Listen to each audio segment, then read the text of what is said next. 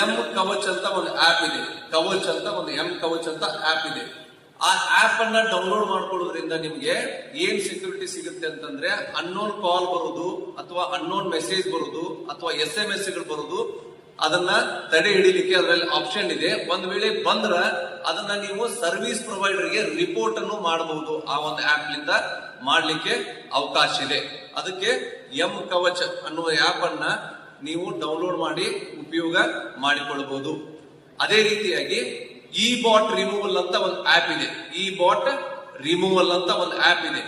ಈ ಆಪ್ ಅನ್ನ ಬಳಸುವುದರಿಂದ ಸಹ ಏನಾದ್ರೂ ನಿಮ್ಮ ಮೊಬೈಲ್ ಅಲ್ಲಿ ಯಾರಾದ್ರೂ ಈಗ ಆಪ್ APK ಫೈಲ್ ಅನ್ನ ಕಳಿಸುವುದಾಗ್ಲಿ ಅಥವಾ PDF ಫೈಲ್ ಅನ್ನ ಕಳಿಸಿದಾಗ ನಿಮ್ಮ ಮೊಬೈಲ್ ಹ್ಯಾಕ್ ಆಗೈತಿ, ಬಿಸಿ ಆಗ್ತಾ ಇದೆ, ಬ್ಯಾಟ್ರಿ ಜಲ್ದಿ ಡೌನ್ ಆಗ್ತಾ ಇದೆ ಅಂತ ನಿಮ್ಗೆ ಕೆಲವೊಮ್ಮೆ ಡೌಟ್ ಬರ್ತದ.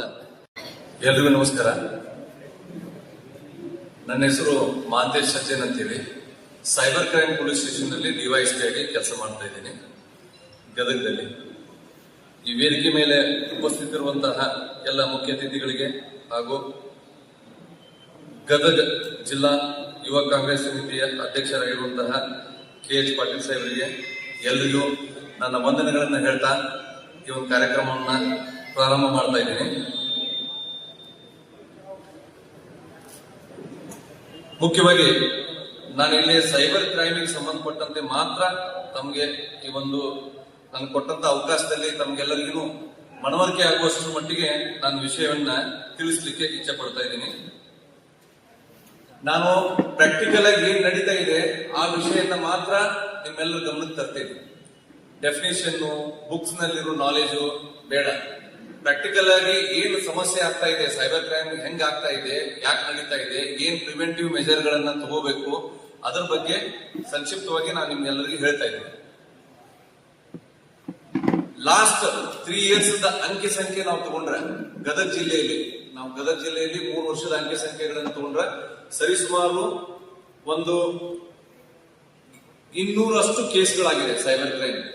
ಅದು ಎಂತವು 1 ಲಕ್ಷದ ಮೇಲೆ ಅಮೌಂಟ್ ಗಳನ್ನ ಕಳ್ಕೊಂಡಿರುವಂತಹ ಪ್ರಕರಣಗಳು 200 ಸಮೀಪದಲ್ಲಿ ಪ್ರಕರಣಗಳು ದಾಖಲಾಗಿವೆ. ನೀವು ಆಶ್ಚರ್ಯ ಆಗ್ಬೋದು, ಇದರಲ್ಲಿ ಸರಿಸುಮಾರು 7 ರಿಂದ 8 ಕೋಟಿಯಷ್ಟು ಹಣ ಕಳ್ಕೊಂಡಿದ್ದಾರೆ. 7 ರಿಂದ 8 ಕೋಟಿಯಷ್ಟು ಹಣ ಸೈಬರ್ ವಂಚನೆಯಲ್ಲಿ ಕಳ್ಕೊಂಡಿದ್ದಾರೆ ದುಡ್ಡನ್ನ. ದಯಮಾಡಿ ಸೈಬರ್ ಕ್ರೈಮ್ ಅನ್ನೋದೇನಿದೆಯಲ್ಲ, ಅದು ನಮ್ಮನ್ನ ಮೊಬೈಲ್ ಏನ್ ನಾವು ಬಳಸ್ತಾ ಇದ್ದೀವಿ, ನಾವು ಏನ್ ಮೊಬೈಲ್ ಬಳಸ್ತಾ ಇದ್ದೀವಿ, ಈ ಮೊಬೈಲ್ ಅಲ್ಲಿ ನಮಗೆ ಗೊತ್ತಿಲ್ದಂಗೆ ಅಥವಾ ನಮಗೆ ಗೊತ್ತಿದ್ದು ಅವರು ಕೊಡುವಂತ ಆಮಿಷಗಳಿಗೆ ಒಳಗಾಗಿ ನಾವು ವಂಚನೆಗೆ ಒಳಗಾಗಿ ಮೊಬೈಲ್ ಅಲ್ಲಿ ಇಂಟರ್ನೆಟ್ ಮುಖಾಂತರ ದುಡ್ಡು ಕಳ್ಕೊಂತ ಇದ್ದೀವಿ.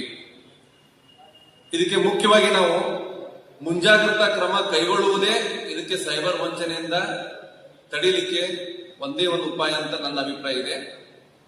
ಮುಖ್ಯವಾಗಿ ಸೈಬರ್ ಅಪರಾಧಗಳು ಹೆಂಗಾಗ್ತಾ ಇದೆ ಅಂದ್ರೆ, ಮನೆಯಲ್ಲೇ ಕುಂತು ಉದ್ಯೋಗ ಮಾಡ್ರಿ, ನಿಮಗೆ ನಾವು ಹಣ ಕೊಡ್ತೀವಿ, ಅಥವಾ ಪಾರ್ಟ್ ಟೈಮ್ ಜಾಬ್ ಇದೆ, ನಿಮ್ಮ ಮಾಹಿತಿಯನ್ನೆಲ್ಲ ನಮಗೆ ತುಂಬಿ ಕೊಡಿ, ಅಥವಾ ನಿಮಗೆ ಬೇರೆ ರಾಜ್ಯದಲ್ಲಿ ಅಥವಾ ಬೇರೆ ದೇಶದಲ್ಲಿ ನಿಮ್ಗೆ ಉದ್ಯೋಗ ಕೊಡ್ತೀವಿ ಅಂತ ಹೇಳಿ ವಂಚನೆ ಮಾಡ್ತಾ ಇದ್ದಾರೆ.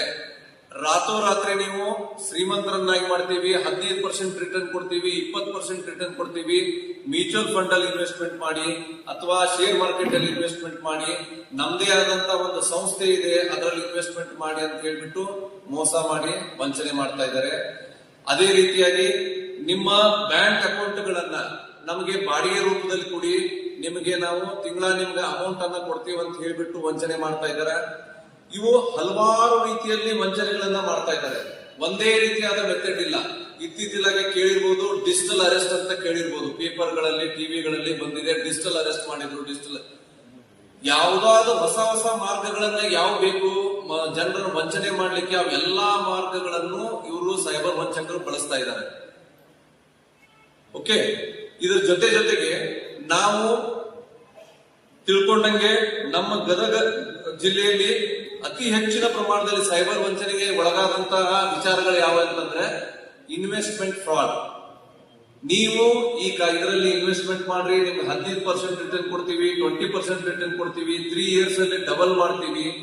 ಈ ರೀತಿ ಆಗಿದ್ದ ಪ್ರಕರಣಗಳೇ ನಮ್ಮ ಗದಗ ಜಿಲ್ಲೆಯಲ್ಲಿ ಸುಮಾರು 60 ಪ್ರಕರಣಗಳಿದೆ. ಸಾಕಷ್ಟು ಹಣ ದುಡ್ಡು ಕಳ್ಕೊಂಡಿದ್ದಾರೆ, ಸಾಕಷ್ಟು ಜನ ದುಡ್ಡು ಕಳ್ಕೊಂಡಿದ್ದಾರೆ. ಈ ಸೈಬರ್ ಕ್ರೈಮ್ಗೆ ಯಾವುದೇ ಜಾತಿ, ಧರ್ಮ, ವ್ಯಕ್ತಿ, ಲಿಂಗ ಸೀಮಿತ ಇಲ್ಲ. ಯಾವುದೇ ವ್ಯಕ್ತಿಯಾದ್ರೂ ಸೈಬರ್ ವಂಚನೆಗಳಿಗೆ ಒಳಗಾಗಬಹುದಾಗಿದೆ.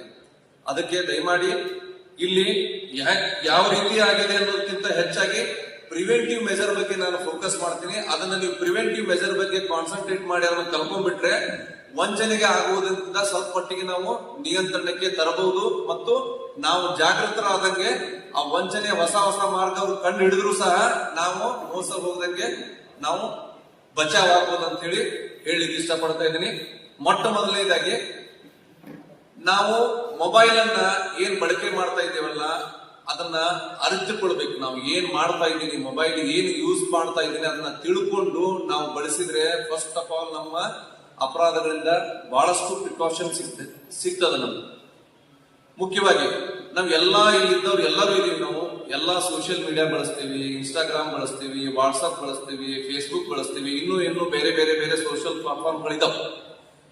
ಈ ಎಲ್ಲಾ ಪ್ಲಾಟ್ಫಾರ್ಮ್ಗಳಲ್ಲಿ ನಾವು ಜಸ್ಟ್ ಒಂದು ಪ್ರೊಫೈಲ್ ತೆಗೆದು ಓಪನ್ ಮಾಡೋದು, ಮಾಹಿತಿ ಎಲ್ಲ ತುಂಬುದು, ಅದನ್ನ ಅದನ್ನ ಉಪಯೋಗ ಮಾಡ್ಕೊಂತ ಹೋಗ್ಬಿಟ್ರೆ ಆಗಿ ಹೋಯ್ತು ಅಂತ ತಿಳ್ಕೊಂಡಿದೀವಿ ನಾವೆಲ್ಲ ಕಾಮನ್ ಜನ. ತಪ್ಪು. ನಾವು ಅದ್ರಾಗ ಏನ್ ಮಾಹಿತಿ ತುಂಬ್ತಾ ಇದೀವಲ್ಲ ಒಂಥರ ಬಯೋಡಾಟಾದಾಗ ಮಾಹಿತಿ ತುಂಬ್ತಾ ಇದೀವಿ. ನಾವು ಅದ್ರಲ್ಲಿ ಎಲ್ಲಾ ಮಾಹಿತಿನೂ ತುಂಬ್ತಾ ಇದೀವಿ. ನನ್ನ ಡೇಟ್ ಆಫ್ ಬರ್ತ್ ಇಂದ ಹಿಡ್ಕೊಂಡು, ನನ್ನ ಹಾಬಿ ಹಿಡ್ಕೊಂಡು, ನನ್ನ ಅಡ್ರೆಸ್ ಹಿಡ್ಕೊಂಡು, ನನ್ನ ಕ್ರೆಡೆನ್ಶಿಯಲ್ ಹಿಡ್ಕೊಂಡು, ನನ್ನ bank account, email I D, mobile number ಎಲ್ಲವೂ ತುಂಬಿ ನಾವು ಅದನ್ನ ಕೀಲಿ ಹಾಕಿದಂಗೆ ಪಬ್ಲಿಕ್ ಅಲ್ಲಿ ಬಿಡ್ತಾ ಇದೀವಿ ನಾವು. ಅರ್ಥ ಆಗ್ತಾ ಇದೆಯಾ ಹೇಳಿದ್ದ? ಈ ಎಲ್ಲಾ ಪ್ಲಾಟ್ಫಾರ್ಮ್ಗಳಲ್ಲಿ example social media, Facebook, Instagram ಅಂತ ಹೇಳಿದ್ನಲ್ಲ, ಸೋಷಿಯಲ್ ಮೀಡಿಯಾ ಪ್ಲಾಟ್ಫಾರ್ಮ್, ಇವೆಲ್ಲದರಲ್ಲಿ ನೀವು ಅಕೌಂಟ್ಗಳು ಇದೆಯಲ್ಲ, ದಯವಿಟ್ಟು ಆ ಅಕೌಂಟ್ಗಳಲ್ಲಿ ಮುಖ್ಯವಾಗಿ ನೀವೇನ್ ಮಾಡ್ಬೇಕಂತಂದ್ರೆ ನಿಮ್ಮ ಪ್ರೊಫೈಲ್ ಅನ್ನ ಲಾಕ್ ಮಾಡ್ಬೇಕು. ಅದರಲ್ಲಿ ಇರುತ್ತೆ. ನೀವು ವಾಟ್ಸ್ಆಪ್ ಓಪನ್ ಮಾಡ್ರಿ, ಇನ್ಸ್ಟಾಗ್ರಾಮ್ ಓಪನ್ ಮಾಡ್ರಿ, ಟೆಲಿಗ್ರಾಮ್ ಓಪನ್ ಮಾಡ್ರಿ, ಅಲ್ಲೇ ಸೆಟ್ಟಿಂಗ್ಸ್ ಅಲ್ಲಿ ಹೋಗಿ ಪ್ರೈವೇಸಿ ಅಂತಿದೆ, ಅಲ್ಲಿ ಹೋಗಿ ಏನ್ ಮಾಡ್ಬೇಕು, ನಿಮ್ಮ ಪ್ರೊಫೈಲ್ ಅನ್ನ ಲಾಕ್ ಮಾಡ್ಕೋಬೇಕು. ನಿಮ್ಮ ಪ್ರೊಫೈಲ್ ಅನ್ನ ಲಾಕ್ ಮಾಡ್ಕೊಳ್ಳೋದ್ರಿಂದ ನಿಮ್ಮ ಫೋಟೋ ಆಗಲಿ, ನಿಮ್ಮ ಮಾಹಿತಿಯನ್ನಾಗಲಿ ಮತ್ತೊಬ್ಬರು ಕದೀಲಿಕ್ಕೆ ಅವಕಾಶ ಇರುವುದಿಲ್ಲ. ಇದು 1ನೇ ಸ್ಟೆಪ್. 2ನೇ ಸ್ಟೆಪ್ ಏನಪ್ಪಾ ಅಂತಂದ್ರೆ, ಅದೇ ಅಕೌಂಟ್ ಅಲ್ಲಿ ಸೆಟ್ಟಿಂಗ್ ಅಲ್ಲಿ ಹೋದಾಗ ಪ್ರೈವೇಸಿಯಲ್ಲಿ ಅಲ್ಲಿ ಏನ್ ತೋರಿಸುತ್ತೆ ಅಂತಂದ್ರೆ, ಆ ಅಕೌಂಟ್ ಪಬ್ಲಿಕ್ ವ್ಯೂ ಅಲ್ಲಿ ಇರ್ಬೇಕಾ, ಪ್ರೈವೇಟ್ ವ್ಯೂ ಅಲ್ಲಿ ಇರ್ಬೇಕಾ, ಅಥವಾ ಕಾಂಟ್ಯಾಕ್ಟ್ ಇದ್ದ ಪರ್ಸನ್ ಮಾತ್ರ ವ್ಯೂ ಆಗ್ಬೇಕಂತ ತೋರಿಸುತ್ತೆ. ಅಲ್ಲಿ ನೀವು ಪಬ್ಲಿಕ್ ವ್ಯೂ ಅಂತಿಟ್ರೆ ಜಗತ್ತಿನ ಯಾವುದೇ ಮೂಲೆಯಿಂದಾದ್ರೂ ನಿಮ್ಮ ಅಕೌಂಟಿನ ಮಾಹಿತಿಯನ್ನ ನಾವು ಅಂದ್ರೆ ಸೈಬರ್ ವಂಚಕರು ಬಳಸಿಕೊಳ್ಳಬಹುದು. ಅದಕ್ಕೆ ಅದನ್ನ ನೀವು ಪ್ರೈವೇಟ್ ಅಂತ ಮಾಡ್ಕೋಬೇಕು. ಇಲ್ಲ ಅಂತಂದ್ರೆ ಕಾಂಟ್ಯಾಕ್ಟ್ ಇಂದ ಕಾಂಟ್ಯಾಕ್ಟಿಗೆ ಅಷ್ಟೇ ನನಗೆ ಸೀಮಿತವಾಗಿರುವಂತೆ ನೀವು ಒಂದು ಸೆಟ್ಟಿಂಗ್ ಅನ್ನ ಬದಲಾವಣೆ ಮಾಡ್ಕೋಬೇಕು. ಇದು 2ನೇ ಸೆಕ್ಯೂರಿಟಿ ಮೆಜರ್. 3ನೇದು 2 ಸ್ಟೆಪ್ ಅಥೆಂಟಿಕೇಶನ್ ಅಂತ ಇದೆ. ಕೆಲವು ಮೊಬೈಲ್ ಅಲ್ಲಿ 2 ಫ್ಯಾಕ್ಟರ್ ಅಥೆಂಟಿಕೇಶನ್ ಅಂತ ಕರೀತಾರೆ ಅದಕ್ಕೆ. ಓಕೆ, ಆ 2 ಫ್ಯಾಕ್ಟರ್ ಅಥೆಂಟಿಕೇಶನ್ ಏನ್ ಹೇಳುತ್ತೆ ಅಂತಂದ್ರೆ, ಒಂದು ವೇಳೆ ನಿಮ್ಮ ಮೊಬೈಲ್ ಯಾವ್ದಾದ್ರು ಸಸ್ಪಿಷಿಯಸ್ ಲಿಂಕ್ ನಿಂದನೋ ಅಥವಾ ಆಪ್ ನಿಂದನೋ ಹ್ಯಾಕ್ ಆದಾಗ ಆ 2 ಸ್ಟೆಪ್ ಅಥೆಂಟಿಕೇಶನ್ ಮತ್ತೊಂದು ಲೇಯರ್ ಪ್ರೊಟೆಕ್ಷನ್ ಆಗಿ ಕೆಲಸ ಮಾಡುತ್ತೆ. ಅದಕ್ಕೆ 2 ಸ್ಟೆಪ್ ಅಥೆಂಟಿಕೇಶನ್ ಅನ್ನ ಆನ್ ಮಾಡ್ಕೋಬೇಕು. ಎಲ್ಲದರಲ್ಲೂ ಇರುತ್ತೆ. ಇನ್ಸ್ಟಾಗ್ರಾಮ್ ಅಲ್ಲಿ ಇರುತ್ತೆ, ಫೇಸ್ಬುಕ್ ಅಲ್ಲಿ ಇರುತ್ತೆ, ವಾಟ್ಸ್ಆಪ್ ಅಲ್ಲಿ ಇರುತ್ತೆ, ಟೆಲಿಗ್ರಾಮ್ ಅಲ್ಲಿ ಇರುತ್ತೆ. ಈ ಒಂದು ಆಪ್ಷನ್ ಅನ್ನ ಆನ್ ಮಾಡ್ಕೋಬೇಕು. ಓಕೆ, ಇವು 3 ಸ್ಟೆಪ್ ಹೇಳಿದೆ. ನೆಕ್ಸ್ಟ್, ಇವೆಲ್ಲಾ ಸೋಷಿಯಲ್ ಪ್ಲಾಟ್ಫಾರ್ಮ್ ನಲ್ಲಿ ಆಟೋ ಡೌನ್ಲೋಡ್ ಅಂತ ಒಂದು ಆಪ್ಷನ್ ಇದೆ. ಆಟೋ ಡೌನ್ಲೋಡ್ ಅಂತ ಹೇಳಿ, ಆ ಆಟೋ ಡೌನ್ಲೋಡ್ ಅನ್ನ ಇಡಬಾರ್ದು. ಅದನ್ನ ನಿಮಗೆ ಬೇಕಾದಂಗೆ ಎಲ್ಲ ಚೆಕ್ ಬಾಕ್ಸ್ ಅನ್ನ ತೆಗೆದು ನಿಮ್ಗೆ ಯಾವ್ದು ಬೇಕೋ ಅದನ್ನ ಕ್ಲಿಕ್ ಮಾಡಿ ಡೌನ್ಲೋಡ್ ಮಾಡುವಂಗ ನೀವು ವ್ಯವಸ್ಥೆ ಮಾಡಿ ಇಟ್ಕೋಬೇಕು. ಆಟೋ ಡೌನ್ಲೋಡ್ ಆಫ್ ಮಾಡ್ಕೋಬೇಕು. ಓಕೆ, ಇದ್ರ ನೆಕ್ಸ್ಟ್ ದಲ್ಲಿ ಬರೋದು ಅನ್ನೋನ್ ಕಾಲ್ ಸೈಲೆನ್ಸ್ ಅಂತ ಒಂದು ಆಪ್ಷನ್ ಇದೆ. ಅಂದ್ರೆ ಬೇರೆ ದೇಶಗಳಿಂದ, ಬೇರೆ ವ್ಯಕ್ತಿಗಳಿಂದ, ಅಥವಾ ಸೈಬರ್ ವಂಚಕರಿಂದ, ಅಥವಾ ಸೈಬರ್ ಫ್ರಾಡಸ್ಟರ್ ಅಂತ ಏನ್ ಕರಿತೀವಿ ಅವ್ರುಗಳಿಂದ ನಿಮ್ಗೆ ಕಾಲ್ ಮಾಡಿ ನಿಮ್ಮನ್ನ ಮೋಸ ಮಾಡ್ಲಿಕ್ಕೆ ಬಳಸುವಂತ ಸಂದರ್ಭದಲ್ಲಿ ಅನ್ನೋನ್ ಕಾಲ್ ಬರ್ತದಲ್ಲ, ಅದು ನಿಮಗೆ ರಿಸೀವ್ ಆಗಲಂಗ ಆಪ್ಷನ್ ಇದೆ. ನೀವು ಅದನ್ನ ಸೈಲೆನ್ಸ್ ಅದನ್ನ ಆನ್ ಮಾಡಿ ಇಟ್ಟಿದ್ರೆ, ಅನ್ನೋನ್ ಕಾಲ್ ಸೈಲೆನ್ಸ್ ಅನ್ನೋದನ್ನ ಆನ್ ಮಾಡಿ ಇಟ್ಟಿದ್ರೆ ನಿಮಗೆ ಅಂತ ಅಪರಿಚಿತ ಕಾಲ್ಗಳು ಬರುವುದಿಲ್ಲ, ಅಲ್ಲೇ ಕಟ್ ಆಗಿಬಿಡ್ತಾವ. ಇವೆಲ್ಲ ಬೇಸಿಕ್ ಸ್ಟೆಪ್ ಗಳನ್ನ ದಯವಿಟ್ಟು ನಿಮ್ಮ ಮೊಬೈಲ್ಗಳಲ್ಲಿ ಅಳವಡಿಸಿಕೊಳ್ರಿ. ಇವು ಬೇಸಿಕ್ ಸ್ಟೆಪ್ ಹೇಳಿದೀನಿ. ಇನ್ನು ಮುಂದುವರೆದು ಹೇಳ್ಬೇಕಂತಂದ್ರೆ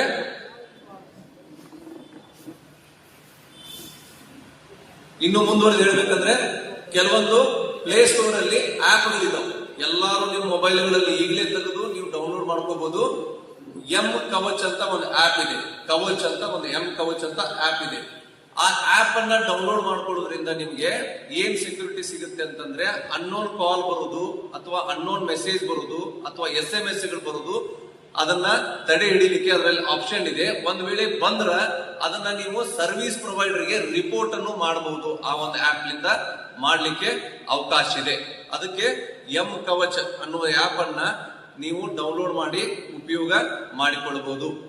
ಅದೇ ರೀತಿಯಾಗಿ ಇ ಬಾಟ್ ರಿಮೂವಲ್ ಅಂತ ಒಂದು ಆಪ್ ಇದೆ. ಇ ಬಾಟ್ ರಿಮೂವಲ್ ಅಂತ ಒಂದು ಆಪ್ ಇದೆ.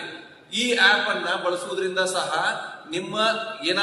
ನಿಮ್ಮ ಮೊಬೈಲ್ ಅಲ್ಲಿ ಯಾರಾದ್ರೂ ಈಗ ಆಪ್ APK ಫೈಲ್ ಅನ್ನ ಕಳಿಸುವುದಾಗ್ಲಿ ಅಥವಾ PDF ಫೈಲ್ ಅನ್ನ ಕಳಿಸಿದಾಗ ನಿಮ್ಮ ಮೊಬೈಲ್ ಹ್ಯಾಕ್ ಆಗೈತಿ, ಬಿಸಿ ಆಗ್ತಾ ಇದೆ, ಬ್ಯಾಟ್ರಿ ಜಲ್ದಿ ಡೌನ್ ಆಗ್ತಾ ಇದೆ ಅಂತ ನಿಮ್ಗೆ ಕೆಲವೊಮ್ಮೆ ಡೌಟ್ ಬರ್ತದ, ಹೌದಾ?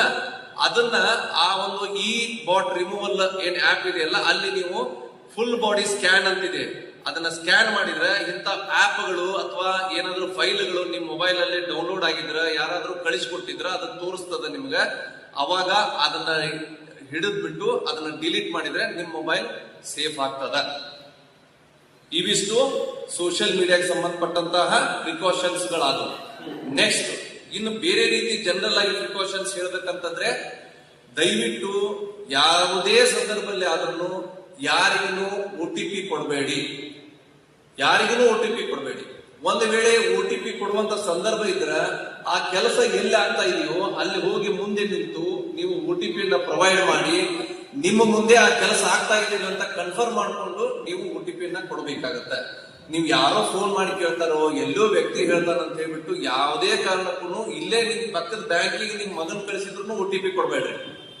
ಸ್ವತಃ ನೀವು ಹೋಗಿ ನಿಮ್ದು ಏನಾದ್ರು KYC ಇತ್ತಾ, ಏನಾದ್ರು ಮಾಡ್ಬೇಕಾಗಿತ್ತಾ, ಅಪ್ಲಿಕೇಶನ್ ಮಾಡ್ಬೇಕಾಗಿತ್ತಾ ಅಥವಾ ಏನಾದ್ರು ಒಂದು ಅದಕ್ಕೆ ಮಾಡ್ಬೇಕಾಗಿದ್ರೆ ನೀವು ಖುದ್ದಾಗಿ ಹೋಗಿ ಬ್ಯಾಂಕ್ಗಳಲ್ಲಿ ಆದ್ರೆ ಮಾಡ್ಕೊಳ್ಳಿ. ಬಟ್ ಮೂರನೇ ವ್ಯಕ್ತಿಗೆ ಯಾವುದೇ ಕಾರಣಕ್ಕೂ OTP ಗಳನ್ನ ಶೇರ್ ಮಾಡಬೇಡಿ. ನೆಕ್ಸ್ಟ್, ಯಾವುದೇ ಸಂದರ್ಭದಲ್ಲಿ ಆದ್ರೂ ಬೇಕಾದವ್ರು ಕೇಳಿ ನಿಮ್ಮ ಬ್ಯಾಂಕ್ ಅಕೌಂಟ್ಗಳನ್ನ ಯಾರಿಗೂ ಶೇರ್ ಮಾಡಕ್ ಹೋಗ್ಬೇಡಿ.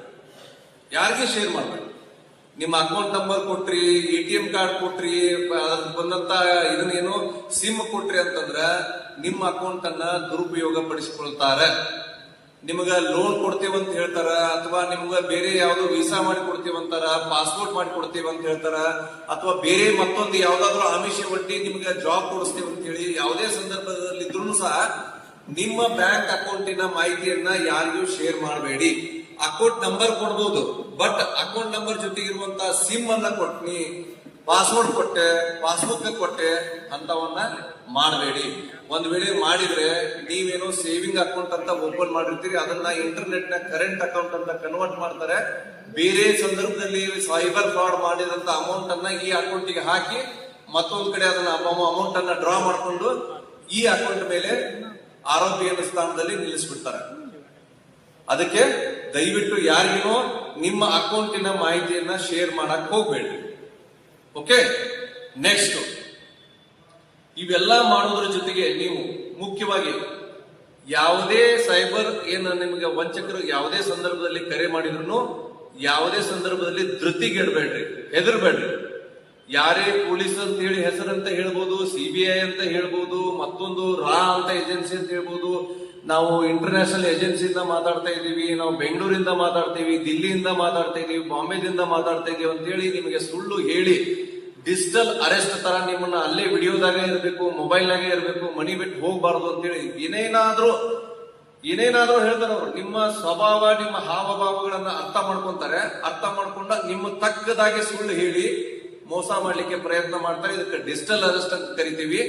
ಇಂತ ಯಾವುದೇ ಸಂದರ್ಭ ಬಂದ್ರು, ಇಂತ ಯಾವುದೇ ನಿಮ್ಗ ಅಫೆನ್ಸ್ ಅಂತ ನಿಮ್ಗೆ ಡೌಟ್ ಬರ್ತಿತ್ತಂತಂದ್ರ ನೇರವಾಗಿ ದಯವಿಟ್ಟು ಎಲ್ಲರೂ ನೆನ್ಪಿಟ್ಕೊಡ್ರಿ, 1930ಗೆ ಕಾಲ್ ಮಾಡಿ. ಏನ್ ಹೇಳಿ? 19, ನೀವು ಜೋರಾಗಿ ಹೇಳ್ಬೇಕು ನನಗೆ. ನೀವು ಉಳಿದಿದ್ದು ಎಷ್ಟು ತಿಳ್ಕೊಂಡಿರೋ ನನ್ಗೆ ನೆನಪು ಗೊತ್ತಿಲ್ಲ, ಬಟ್ ಈ ನಂಬರ್ ಅನ್ನ ದಯವಿಟ್ಟು ನೆನಪಿಟ್ಕೊಳ್ಳಿ. 1930 ಈ ನಂಬರು ಥ್ರೂಔಟ್ ಜಮ್ಮು ಕಾಶ್ಮೀರದಿಂದ ಹಿಡ್ಕೊಂಡು ಕನ್ಯಾಕುಮಾರಿವರೆಗೂ ನಮ್ಮ ಇಂಡಿಯಾದಲ್ಲಿ ಚಾಲ್ತಿಯಲ್ಲಿದೆ. ಈ ನಂಬರ್ಗೆ ನಿಮಗೆ ಇಮಿಡಿಯೇಟ್ ಆಗಿ ಏನಾದರೂ ಸೈಬರ್ ವಂಚನೆಗೆ ಮತ್ತು ಸೈಬರ್ ಬಗ್ಗೆ ಸಂಬಂಧಪಟ್ಟಂತ ಅಪರಾಧಗಳು ನಿಮ್ಮ ಜೊತೆಗೆ ಆದಾಗ ಇಮಿಡಿಯೇಟ್ ಆಗಿ ನೀವು ಕಂಪ್ಲೇಂಟ್ ಅನ್ನ ಆನ್ಲೈನ್ ಅಲ್ಲಿ ರಿಜಿಸ್ಟರ್ ಮಾಡುವಂತ ಒಂದು ನಂಬರ್ ಇದೆ 1930. ಇದಕ್ಕೆ ಯಾರು ಸಹಾಯ ಸಹಕಾರ ಬೇಕಾಗಿಲ್ಲ. ನಿಮ್ಮ ಮೊಬೈಲ್ ನಿಂದ ನೀವೇ ಡೈಲ್ ಮಾಡಿ, ಅವ್ರು ನಿಮ್ಗೆ ಹೇಳ್ತಾ ಹೋಗ್ತಾರ. ಅವಾಗ ನೀವು ಅವ್ರು ಹೇಳಿದಂಗೆ ಮಾಹಿತಿಯನ್ನ ಕೊಟ್ರೆ ಆ ಇಮಿಡಿಯೇಟ್ ನೀವೇನ್ ಸೈಬರ್ ವಂಚನೆ ಅಥವಾ ಸೈಬರ್ ಫ್ರಾಡ್ಗೆ ಒಳಗಾಗಿರ್ತೀರಿ ಅದನ್ನ ನೀವು ತಡಿಲಿಕ್ಕೆ ಸಾಧ್ಯ ಇದೆ. ಇನ್ನೊಂದು ಕೇಳಿ ದಯವಿಟ್ಟು 1930 ನೀವು ಇಮಿಡಿಯೇಟ್ ಕಾಲ್ ಮಾಡಿದ್ರೆ ನೀವೇನು ವಂಚನೆಗೆ ಒಳಗಾಗಿ ನಿಮ್ಮಿಂದ ಹಣ ಹೊರಗೆ ಹೋಗಿರ್ತೈತಲ್ಲ ಆ ಹಣನ ತಡೆ ಹಿಡಿಲಿಕ್ಕೆ ಅವಕಾಶ ಇದೆ. ಅದು ಆ ಕೆಲಸನ ಸಾಫ್ಟ್ವೇರ್ ಆಟೋಮೆಟಿಕ್ ಮಾಡ್ತದ. 1930 ಸಾಫ್ಟ್ವೇರ್ ಆಟೋಮೆಟಿಕ್ ಮಾಡ್ತದ. ಮ್ಯಾನ್ಯುವಲಿ ಏನು ಯಾರ್ದು ಪಾತ್ರ ಇಲ್ಲ ಅದರಲ್ಲಿ. ಸೊ ಯಾವುದೇ ಸಂದರ್ಭದಲ್ಲಿ ನಿಮಗೆ ಸೈಬರ್ ವಂಚನೆಗೆ ಒಳಗಾಗಿದ್ದೀನಿ, ನನ್ನ ಹಣ ದುರುಪಯೋಗ ಆಗಿದೆ, ನಾನು ಮೋಸಕ್ಕೆ ಒಳಗಾಗಿದ್ದೀನಿ, ನನಗೆಲ್ಲೋ ಇದು ನನಗೆ ಒಂದು ಡೌಟ್ ಇದೆ ಅಂತ ನಿಮಗೆ ಕನ್ಫರ್ಮ್ ಆದ್ರೆ ದಯವಿಟ್ಟು ಯಾವುದೇ ಕ್ಷಣದಲ್ಲಾದ್ರೂ 1930 ಕಾಲ್ ಮಾಡಿ ಅವ್ರು ಕೇಳುವಂತ ಮಾಹಿತಿಯನ್ನ ಅವರಿಗೆ ಪ್ರೊವೈಡ್ ಮಾಡಿ ಕಂಪ್ಲೇಂಟ್ ಅನ್ನ ರೇಸ್ ಮಾಡಿದ್ರೆ ಅಂತಂದ್ರೆ, ಅಂದ್ರೆ ಕಂಪ್ಲೇಂಟ್ ಅನ್ನ ಅಪ್ಲೋಡ್ ಮಾಡಿದ್ರೆ ಅಂತಂದ್ರೆ ನೆಕ್ಸ್ಟ್ ಅದರ ಮುಂದಿನ ಪ್ರೊಸೆಸ್ ಅನ್ನ ನಾವು ಮಾಡ್ತೀವಿ. ನೆನಪಿಟ್ಟಿದ್ರಿ ನಂಬರ್ ಅನ್ನ 1930. ನೆಕ್ಸ್ಟ್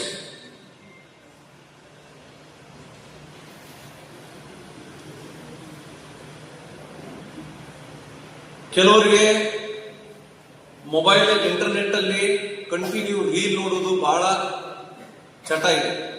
ಕಂಟಿನ್ಯೂ ರೀಲ್ ನೋಡೋದು ನಾವು ಮುಂದ್ಗಡೆ ನಿಂತು ಹೇಳ್ತಾ ಇದ್ದೀವಿ, ನಮ್ಮನ್ನ ನಂಬುದಿಲ್ಲ. ನಮ್ಗಂದ್ರೆ ಯಾವುದೇ ವ್ಯಕ್ತಿ ಇರಲಿ ಆ ವ್ಯಕ್ತಿನ ನಂಬುದಿಲ್ಲ. ಇಂಟರ್ನೆಟ್ ಹೇಳಿದ್ದನ್ನೇ ನೀವು ಜಾಸ್ತಿ ನಂಬುವಂತ ಪರಿಸ್ಥಿತಿ ನಿರ್ಮಾಣ ಆಗಿದೆ. ಯಾಕೆ ನಿರ್ಮಾಣ ಆಗಿದೆ ಅಂತಂದ್ರೆ ಇದು ಯಾರ್ದು ತಪ್ಪ ಇಲ್ಲ. ಇದರಲ್ಲಿ ನಾವು ಅದನ್ನ ನೋಡಿ ನೋಡಿ ನೋಡಿ ನೋಡಿ ಅದೇ ಕರೆಕ್ಟ್ ಇಲ್ಲಿ ನಿಂತವ್ರು ಸುಳ್ಳು ಅನ್ನೋ ಮಟ್ಟಿಗೆ ನಮ್ಮ ಸೈಕಾಲಜಿ ಪರಿವರ್ತನೆ ಆಗಿದೆ ಅದನ್ನ ನೋಡಿ ನೋಡಿ ಮೊಬೈಲ್ ಅಲ್ಲಿ.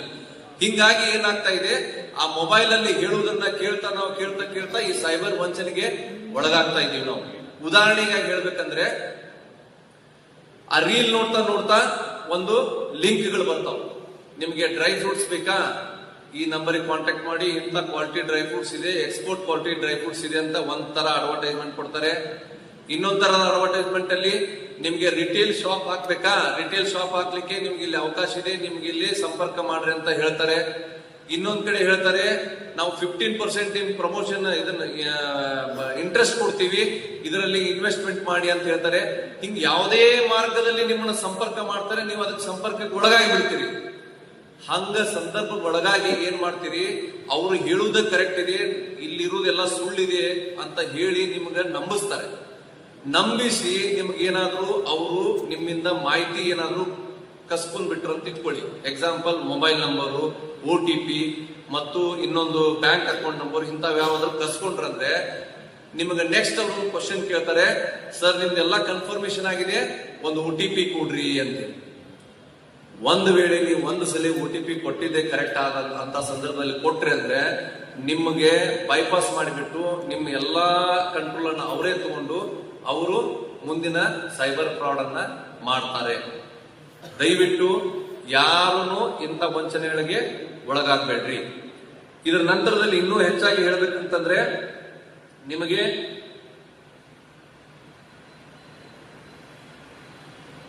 KYC ಅಪ್ ಟು ಡೇಟ್ ಮಾಡೋದಿದೆ. ನಿಮ್ ಮಾಹಿತಿ ಕೊಡ್ರಿ ಅಂತ ಕೇಳ್ತಾರೆ, ದಯವಿಟ್ಟು ಕೊಡಬೇಡ್ರಿ. ಬ್ಯಾಂಕಿಗೆ ಹೋಗ್ರಿ, ಅಪ್ ಟು ಡೇಟ್ ಮಾಡ್ರಿ. ಓಕೆ, ಅರ್ಥ ಆಗತ್ತಾನೆ ಹೇಳಿದ. ಇನ್ನೂ ಅತಿ ಹೆಚ್ಚು ಈಗ ನಾವು ನಡೀತಾ ಇದೆ, ಹೊಸದೊಂದು ಟ್ರೆಂಡ್ ಬಂದಿದೆ. ಏನಂದ್ರೆ ಮೊಬೈಲ್ ಕಳೆದ ತಕ್ಷಣ ನೀವು ಇಮಿಡಿಯೇಟ್ ಹೋಗಿ ಸಿಮ್ ಬ್ಲಾಕ್ ಮಾಡ್ಬೇಕು. ನಿಮ್ಮ ಅಕೌಂಟ್ ಅಲ್ಲಿ ದುಡ್ಡು ಇದೆಯೋ ಇಲ್ಲೋ ಗೊತ್ತಿಲ್ಲ. ಒಂದ್ ವೇಳೆ ದುಡ್ಡು ಇರಲಿಲ್ಲ, ಬರೀ ಅಕೌಂಟಿಗೆ ನಿಮ್ಮ ಮೊಬೈಲ್ ನಂಬರ್ ಲಿಂಕ್ ಇದ್ರೂ ಸಹ ನೀವು ಇಮಿಡಿಯೇಟ್ ಆಗಿ ಸಿಮ್ ಬ್ಲಾಕ್ ಮಾಡ್ಬೇಕು. ಸಿಮ್ ಬ್ಲಾಕ್ ಮಾಡ್ಬೇಕಂದ್ರೆ ಏನ್ ಮಾಡ್ಬೇಕು, ಪೊಲೀಸರಾದ್ರೆ 24 ತಾಸು ನಾವು ಸಿಗ್ತೀವಿ. ನಿಮಗೆ Airtel company service, BSNL company service, Jio service ಎಷ್ಟು ಗಂಟೆದಿಂದ ಸಿಗುತ್ತೆ? 10 ಗಂಟೆದಿಂದ 5 ಗಂಟೆ ಅಥವಾ 6 ಗಂಟೆವರೆಗೆ ಇರುತ್ತೆ ಅಂಗಡಿಗಳು. ನೀವು ಇಮಿಡಿಯೇಟ್ ಸಿಮ್ ಬ್ಲಾಕ್ ಮಾಡ್ಬೇಕಂದ್ರೆ ಏನ್ ಮಾಡ್ಬೇಕು, ತಕ್ಷಣ ನೀವು ಕಸ್ಟಮರ್ ಕೇರಿಗೆ ಫೋನ್ ಮಾಡ್ತೀರಿ.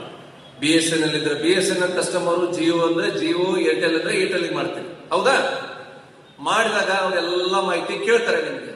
ಕೇಳಿ ಅವ್ರು ಕೊನೆಯದಾಗಿ ಏನ್ ಹೇಳ್ತಾರೆ ನಿಮ್ಗೆ, ಹೌದು ಸರ್ ನಿಮ್ದೆಲ್ಲ ಕರೆಕ್ಟ್ ಇದೆ, ಬಟ್ ಇದನ್ನ ಕನ್ಫರ್ಮೇಶನ್ ಮಾಡಿ ಬ್ಲಾಕ್ ಮಾಡ್ಬೇಕಂತಂದ್ರೆ ನಿಮಗೆ ಒಂದು ಅಲ್ಟರ್ನೇಟಿವ್ ನಂಬರ್ ನಿಮ್ಮ ಮೊಬೈಲ್ ಡಾಟಾದಲ್ಲಿ ಸೇವ್ ಆಗಿಲ್ಲ, ಅಲ್ಟರ್ನೇಟಿವ್ ಇಮೇಲ್ ನಂಬರ್ ಸೇವ್ ಆಗಿಲ್ಲ. ನಾವು ಅದು ಸೇವ್ ಆಗಿದ್ರೆ ನಿಮ್ಗೊಂದು OTP ಕಳಿಸ್ತೀವಿ, ನೀವು OTP ಕೊಟ್ರೆ ಮಾತ್ರ ನಾವು ನಿಮ್ಮ ಸಿಮ್ ಅನ್ನ ಬ್ಲಾಕ್ ಮಾಡ್ತೀವಿ ಅಂತಂತಾರೆ. ಇಲ್ಲಿ ಕುಂತಿರಲ್ಲ ಎಷ್ಟೋ ಜನರಲ್ಲಿ ಒಬ್ರು ಇಬ್ರು ಮಾಡ್ಕೊಂಡಿರ್ಬೋದು, ಒಂದು ಸಿಮ್ಮು, 4 ಸಿಮ್ಮು, 5 ಸಿಮ್ಮು ನಿಮ್ಮ ಹತ್ರ ಇದೆ. ಆದ್ರ ಒಂದು ಸಿಮ್ಮಿಗೆ ಇನ್ನೊಂದು ಅಲ್ಟರ್ನೇಟಿವ್ ನಂಬರ್ ಅಂತ ಅದರಲ್ಲಿ ಆಡ್ ಮಾಡಿಲ್ಲ. ನೀವು ಆಡ್ ಮಾಡ್ಬೇಕು. ನಾ ಹೇಳೋದು ಅರ್ಥ ಆಗ್ತಾ ಇದೀರಿ? ಈಗ ನನ್ನೊಂದು ಸಿಮ್ ಇದೆ, ಈಗ ನನ್ನ ಮೊಬೈಲ್ ಇದೆ, ಇದು ಕಳೆದು ಹೋತು ಅಂತಂದ್ರ ನನಗೆ ಇದ್ರದ್ದು ಅಕೌಂಟಿಗೆ ಲಿಂಕ್ ಇದೆ. ಕಳೆದು ಹೋದ್ರ ನಾವು ಇಮಿಡಿಯೇಟ್ ಆಗಿ ಸಿಮ್ ಬ್ಲಾಕ್ ಮಾಡಬೇಕು, ಇಲ್ಲ ಅಕೌಂಟ್ ಅನ್ನ ಡೆಬಿಟ್ ಫ್ರೀಸ್ ಮಾಡಬೇಕು. ಇದು ಮಾಡ್ಬೇಕಂತಂದ್ರೆ 10 ರಿಂದ 5 ಗಂಟೆ ಒಳಗೆ ಮಾತ್ರ ಮಾಡಕ್ ಸಾಧ್ಯ ಇದೆ. ಇಮಿಡಿಯೇಟ್ ಆಗಿ ಕೂಡಿ ಹೋಗಿ ಬ್ಯಾಂಕಿಂಗ್ ಮಾಡ್ಬೋದು. ಉಳಿದಿದ್ದ ಟೈಮಲ್ಲಿ ಹೆಂಗ್ ಮಾಡೋದು? ಕಸ್ಟಮರ್ ಕೇರಿಗೆ ಫೋನ್ ಮಾಡ್ಬೇಕಾಗುತ್ತೆ. ಹೌದಾ? ಕಸ್ಟಮರ್ ಕೇರಿಗೆ ಫೋನ್ ಮಾಡ್ಬೇಕಂದ್ರೆ ಈಗೇನ್ ನನ್ನ ಕಡೆ ಸಿಮ್ ಇದೆಯಲ್ಲ, ಇದಕ್ಕ ಒಂದು ಅಲ್ಟರ್ನೇಟಿವ್ ಮೊಬೈಲ್ ನಂಬರ್ ಅನ್ನ ಆಡ್ ಮಾಡ್ಬೇಕು. ಯಾರ್ದು ಆಡ್ ಮಾಡ್ಬೋದು? ನಂದಾದ್ರೆ ನಮ್ಮ ಮನೆಯವ್ರದ್ದು ಆಡ್ ಮಾಡ್ಕೊಂತೀನಿ, ಅಥವಾ ನಮ್ಮ ಮಕ್ಕಳದ್ದು ಆಡ್ ಮಾಡ್ಕೊಂಡಿರ್ತೀನಿ. ನೀವು ಅದೇ ರೀತಿ ಒಂದು ಆಡ್ ಮಾಡ್ಕೊಂಡು ಇದರಲ್ಲಿ ಸೇವ್ ಮಾಡಿ ಇಟ್ಕೊಂಡ್ರಂದ್ರೆ, ಕಂಪನಿ KYC ಅಲ್ಲಿ ಸೇವ್ ಮಾಡಿ ಇಟ್ಕೊಂಡ್ರಂದ್ರೆ, ನಿಮಗ ಕಳೆದು ಹೋದಾಗ ಅವ್ರಿಗೆ ನೀವು ಸಂಪರ್ಕ ಮಾಡ್ತಿರಲ್ಲ, ಅವಾಗ ಇನ್ನೊಂದು ನಂಬರ್ಗೆ ನಾವು SMS ಕಳಿಸ್ತೀವಿ, ಅದನ್ನ ನೀವು ಹೇಳಿದ್ರೆ ಬ್ಲಾಕ್ ಮಾಡ್ತೇವೆ ಅಂತ ಹೇಳ್ತಾರೆ. ಅದನ್ನ ನೀವು ಹೇಳಿದ ತಕ್ಷಣ ಇಮಿಡಿಯೇಟ್ ಸಿಮ್ ಬ್ಲಾಕ್ ಆತಂದ್ರೆ ನಿಮ್ಮ ಮೊಬೈಲು ಸೇಫ್ ಆಗಿರ್ತದ, ನಿಮ್ಮ ಅಕೌಂಟು ಸೇಫ್ ಆಗಿರ್ತದ. ಇಲ್ಲ ಅಂದ್ರೆ 1 ತಾಸು 2 ತಾಸಲ್ಲಿ ಈ ಸಾಫ್ಟ್ವೇರ್ ಚೇಂಜ್ ಮಾಡಿಬಿಟ್ಟು ಎಲ್ಲಾ ಫೋನ್ ಪೇ, GPay ಅವುಗಳನ್ನ ಏನಿರ್ತಾವ ನಿಮ್ಮ ಅವುಗಳನ್ನ ರೀಇನ್ಸ್ಟಾಲ್ ಮಾಡಿಕೊಂಡು ನಿಮ್ಮ ಅಕೌಂಟ್ ಒಳಗೆ ಇರುವಂತ ದುಡ್ಡನ್ನೆಲ್ಲ ದೋಸ್ತಾ ಇದ್ದಾರೆ. ಸೊ ದಯವಿಟ್ಟು ನಿಮ್ ಎಲ್ಲಾ ಮೊಬೈಲ್ಗಳಲ್ಲಿನೂ ಸಹ ನೀವು ಅಲ್ಟರ್ನೇಟಿವ್ ಮೊಬೈಲ್ ನಂಬರ್ ಅನ್ನ ಆಡ್ ಮಾಡಿಸ್ರಿ. ಕಂಪನಿಗೆ ಹೋಗ್ರಿ, ನಿಮ್ದು ಯಾವ್ದು ಕಂಪನಿ ಇದೆ ಅವ್ರಿಗೆ ಹೋಗಿ ಅವ್ರ ಕಂಪ್ಯೂಟರ್ ಅಲ್ಲಿ ಚೆಕ್ ಮಾಡಿಸಿ, ನನ್ನ ಮಗನ ನಂಬರು ಇದಕ್ಕೆ ಆಡ್ ಮಾಡಪ್ಪ ಅಂತ ಮಾಡಿಸ್ರಿ. ಮಗನದಕ್ಕ ಅಪ್ಪಂದಕ್ಕೆ ಆಡ್ ಮಾಡಿಸ್ರಿ, ಮಕ್ಕಳದಕ್ಕ ಹೆಂಡತಿದೆ ಆಡ್ ಮಾಡಿಸ್ರಿ, ಅಥವಾ ಮತ್ತೆ ತಾಯಿ ತಂದೆ ಆಡ್ ಮಾಡಿಸಿದ್ರೆ ಆ ಮೊಬೈಲ್ ಕಳೆದಾಗ ಇಮಿಡಿಯೇಟ್ ಆಗಿ ಸಿಮ್ ಬ್ಲಾಕ್ ಮಾಡ್ಲಿಕ್ಕೆ ಅನುಕೂಲ ಆಗ್ತದೆ. ಡೇ ಟೈಮ್ ಅಲ್ಲಿ ಆದ್ರೆ ಏನಾಗತ್ತ, ಬ್ಯಾಂಕ್ ಸಮೀಪ ಇತ್ತಂದ್ರೆ ಹೋಗಿ ಬ್ಯಾಂಕ್ನಾಗ ಹೇಳಿದ್ರೆ ಬ್ಯಾಂಕ್ನವರು ನಂಬರ್ ಅನ್ನ ಡಿಲೀಟ್ ಮಾಡ್ತಾರ. ಬೇರೆ ಸಂದರ್ಭದಲ್ಲಿ ಆದಾಗ ಈ ಒಂದು ಸರ್ವಿಸ್ ನಿಮ್ಗೆ ಬೇಕಾಗತ್ತ. ಈ ರೀತಿಯಾಗಿ ನೀವು ಸೈಬರ್ ವಂಚನೆಗೆ ಒಳಗಾಗದಂತೆ ತಡಿಬಹುದು ಅಂತ ನನ್ನ ಅಭಿಪ್ರಾಯ ಹೇಳ್ತಾ ಇದ್ದೀನಿ. ಇನ್ನೂ ಸಾಕಷ್ಟಿದೆ. ನಿಮ್ ಯಾವುದೇ ಕಾರ್ಯಕ್ರಮಗಳಿಗೆ ನನಗೆ ಆಹ್ವಾನ ಕೊಟ್ರೆ ನಾನು ನೀವು ಎಲ್ಲಿರ್ತೀರೋ ಅಲ್ಲೇ ಬಂದು ಈ ಸೈಬರ್ ಅವೇರ್ನೆಸ್ ಕಾರ್ಯಕ್ರಮದ ಬಗ್ಗೆ ತಿಳುವಳಿಕೆ ಕೊಡ್ತೀನಿ ಅಂತ ಹೇಳಿ ಒಂದು ಈ ಸಂದರ್ಭದಲ್ಲಿ ತಮ್ಮೆಲ್ಲರಿಗೂ ಹೇಳ್ತಾ, ನನಗೆ ಇಲ್ಲಿ ಅವಕಾಶ ಮಾಡಿಕೊಟ್ಟಂತ ಸಾಲಿಡರಿಟಿ ಯುವ ಸಮಾವೇಶದ ಎಲ್ಲ ಇವರಿಗೂ ಹಾಗೂ ವೇದಿಕೆ ಮೇಲೆ ಇರುವಂತಹ ಎಲ್ಲ ಮುಖ್ಯ ಅತಿಥಿಗಳಿಗೂ ವಂದನೆಗಳನ್ನು ಸಲ್ಲಿಸ್ತಾ ನಾನು ಮಾತು ಮುಗಿಸ್ತಾ ಇದ್ದೀನಿ. ನಮಸ್ಕಾರ. ಏನೋ ಡೌಟ್ ಇದ್ರೆ ಕೇಳ್ರಿ, 2 ನಿಮಿಷ ಹೇಳ್ತೀನಿ. ಏನಾದ್ರೂ ನಿಮ್ಗೆ ಡೌಟ್ ಇದ್ರೆ ಕೇಳಿ. ನಿಮ್ದು ಯಾವುದೇ ಕಾರ್ಯಕ್ರಮಕ್ಕೆ ಕರೆದ್ರು ನಾ ಬರ್ತೀನಿ, ಬೇಕಾದವ್ರು ಕರೀರಿ.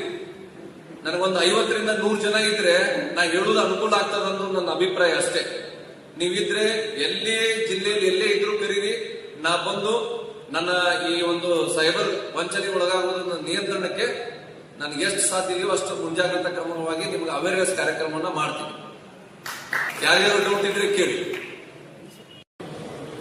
Thank you.